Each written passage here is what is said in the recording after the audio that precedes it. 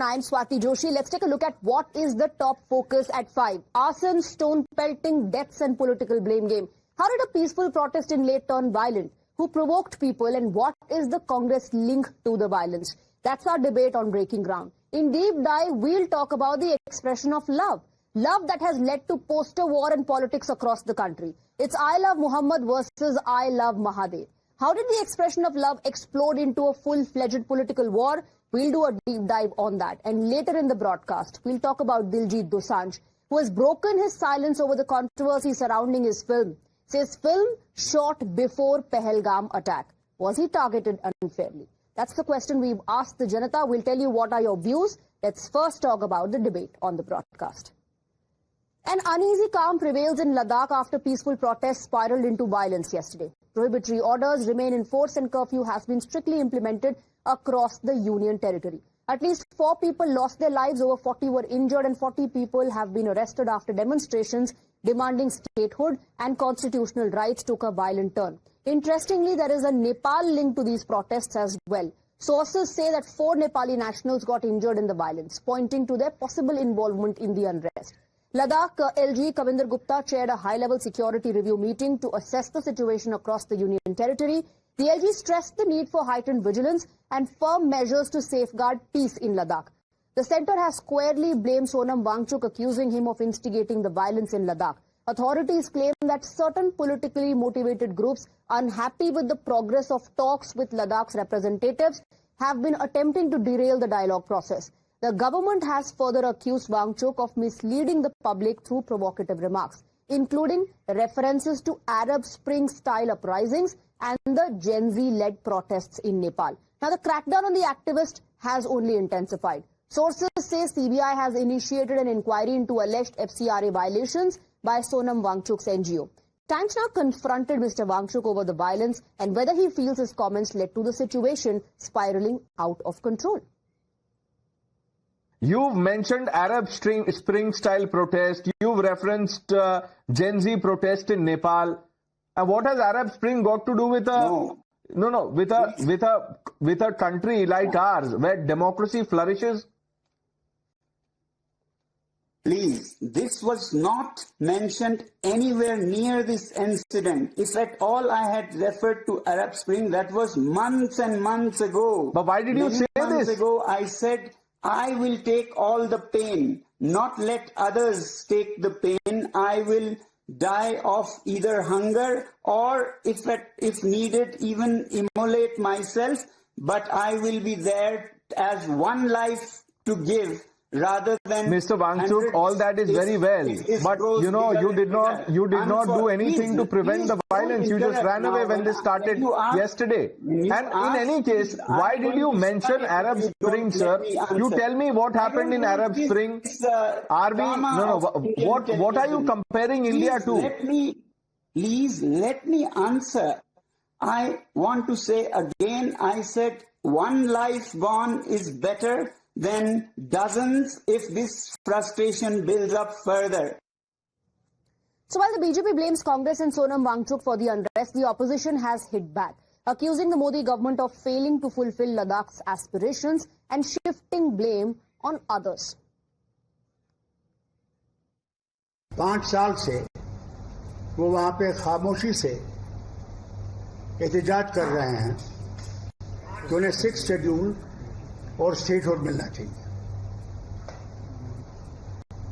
और उन्होंने वांगचुक उनके लीडर थे ले से वो पैदल चले दिल्ली तक मगर फिर इन बच्चों को ये लगा कि जो 5 साल इनने हमसे वादे किए थे कि हमें नौकरियां मिलेंगी हम लोगों को यहाँ पे सुविधा मिलेगी और हम लोग आगे बढ़ सकेंगे वो वादे सारे खोखले निकले। लगता है कि कांग्रेस को पता चल गया है कि लोग अब देश में उनको आशा सा समाप्त कर रहे हैं और इस तरह कांग्रेस के लीडर्स इंक्लूडिंग काउंसलर्स जहाँ वो सोशल एक्टिविस्ट है वहाँ के वांगचुक साहब इस तरह उन्होंने प्रवोक करा है और नरेंद्र मोदी ही दे सकते हैं। उन्होंने नहीं दिया कांग्रेस इनको और 50 साल एक्सप्लॉइट करती है। इन्होंने एक्सप्लॉइट करा कभी जम्मू को कश्मीर से, कभी जम्मू कश्मीर को लद्दाख से लड़वाया, कभी रीजनल डिवाइड करा, कभी गुजर, कभी पहाड़ी। Let's open this up and go across to our guests. We have Amit Raina, activist, and advocate Umar Junaidi, political analyst, joining us on the broadcast. Mr. Junaidi, my first question is to you. Rahul Gandhi talks about a Gen Z uprising. Many in the opposition back him. And what has happened in Leh, is that exactly what the opposition was talking about? Accuses the BJP. BJP alleges that this is nothing but the entire narrative that was peddled by the opposition. And if not, then what explains the presence of individuals affiliated to the Congress party there? Let the BJP decide who is to be blamed. At once, BJP blames the Congress leaders, the presence of the councillor in the during the protest, and the centre says it is all about the Sonam Wangchuk's provocative speeches that have created this tussle. So BJP is not in a state to decide who is to be blamed. The reason is they are the reasons of this tussle, the tension, the arson in the protest. The reason is since 6 years they are demanding for the statehood. The centre is not competent enough to take into the confidence to the agitations, the protesters, and get to the solution. That's exactly my point. Now, just if because it was Rahul a peaceful Gandhi protest and there was a dialogue scheduled, then how come all of a sudden it turns violent? And what explains the presence of individuals who are Nepalese citizens there?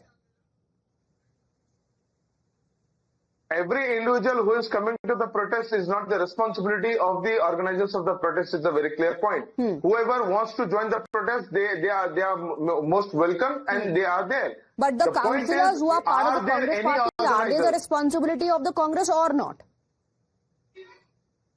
Individual capacity might have been the reason of he or she being there. It is not necessary that the representative of Congress or the councillor or from the party stands the whole party. In that case, there are several BJP leaders who are involved. I would like to say, Goli Maro Gaddaron ko was the BJP leader. Anurag Thakur. Was the BJP involved? No, we are not getting BJP into who made... the... No, one second. We are not... One second. Advocate Umar Junaidi, we are discussing a very serious issue. Let's not do whataboutery. I'm talking about... I am let's talking not about resort to serious issue. whataboutery. The point what I'm making is... No, I am not doing whataboutery. The very point is, if a councillor of a Congress goes to a protest, it is not the whole Congress is going to the protest. If that has the Congress party distanced itself, saying that, this individual, we are not responsible for the action of this individual? Has that happened? Pardon? I couldn't hear. I'm saying, has the Congress party already distanced itself from this individual, saying we take no responsibility for the presence of this guy there, and we have no knowledge of what was happening. We have nothing to do with what has transpired.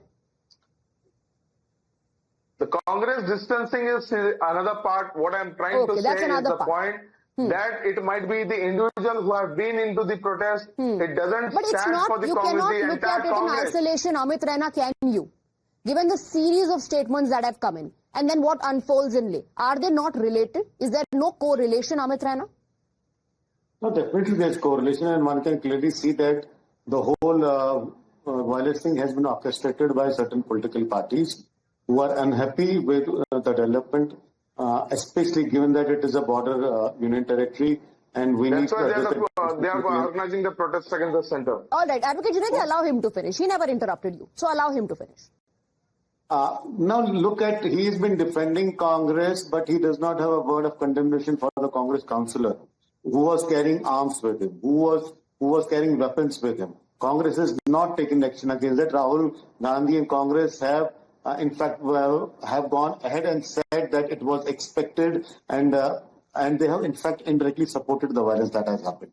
So it is very clear that in what statement, sir? Advocates I will tell you all the statements, and I will tell you also the statements you have made to instigate the violence. So I will come back to every statement that how you have what statement Congress supported India? Advocate Junaidi, allow him to finish. I'll come to you for a counter. If you're getting exposed, I am really sorry. And if your party you support is getting exposed, I am really sorry for that. But that's the truth. And you can't run away and shy away from the facts. So there has been a constant effort for the last 5 years, especially after Union Territory of Ladakh was created, because given that importance that the center has given to Ladakh, and there has been an attempt to ensure that the development which we are seeing, especially the access to the armed forces to the last mile on the so-called line of actual control. That is what has got Congress worried. That has got other people worried. Okay. Well, if this was a protest, a silent protest held by the people of Ladakh, what were people from Doda doing in that protest? Yes. What were people from Nepal doing in that protest? And it is very clear a significant number of Ladakhi, Nepalis, as well as people from Doda infiltrated the protest and indulged in violence. So there were people definitely sent by someone. The essential question that you're asking is who organized this? And Advocate Junaidi, like we said, you cannot look at it in isolation given the kind of statements, the speeches that have been made saying that there could be a Gen Z uprising here in India, just like it happened in Bangladesh, Sri Lanka and Nepal. And then you see violence unfolding in Ladakh. The talks or the dialogue was scheduled. Why would a peaceful protest all of a sudden turn violent? No, I don't know why I'm getting questioned about the speeches made in the protest. I'm not talking about the speeches in the protest. I'm talking about the entire narrative that was peddled, and then to say, this is a Gen Z protest. Narrative since 6 years. Since 6 years, the talks with the government is not being fruitful. And it is the very common point that when there is no what do you mean by fruitful? My way or highway? Is that the way of fruitful? Pardon? What do you mean by fruitful? My way or highway? Sir, a negotiation happens between two parties. Sir, a negotiation happens between two parties. If the talks between the agitators and the government was fruitful, then why would they be organizing the protest, sir? But that's the whole point. The presence of the Congress councillor, the presence of outsiders.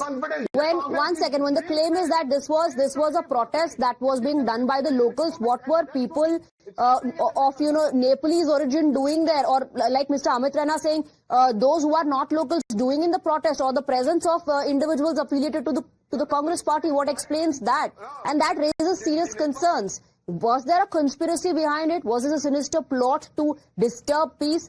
Of course, the investigation will take place, but that has led to a massive political face-off. Amit Rana and Advocate Junaidi, thank you very much for joining us.